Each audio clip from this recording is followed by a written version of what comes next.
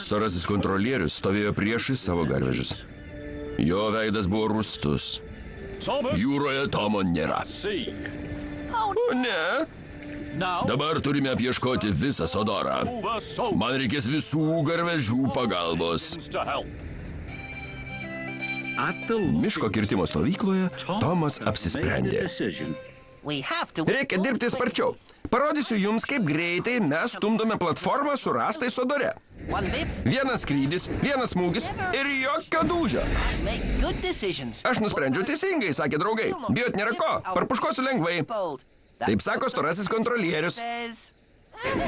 Vietiniai miškakirčiai prapliupo juoku. O kas yra? Storasis kontrolierius? Koks juokingas vardas? O, tepa.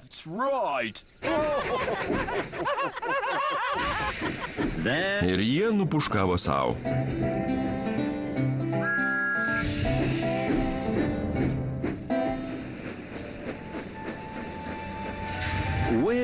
Dūmas nustebo pamatęs storąjį kontrolierių ir Gordoną. Jie nebuvo dažni svečiai. Tomas dingo. Noriu, kad dirbtum su Gordonu. Gordonas gali kelti ir traukti. Tu gali skubėti ir dardėti. Dūmas švilptelėjo. Gordonas atsiduso. Koks pažeminimas. Vienas skrydis, vienas smūgis ir jokio dūžio. Vietiniai miškakirčiai ir mėtė ir stumdė, bet nebuvo patenkinti. Mes negalim taip sunkiai dirbti. Mums baigsis tepalas.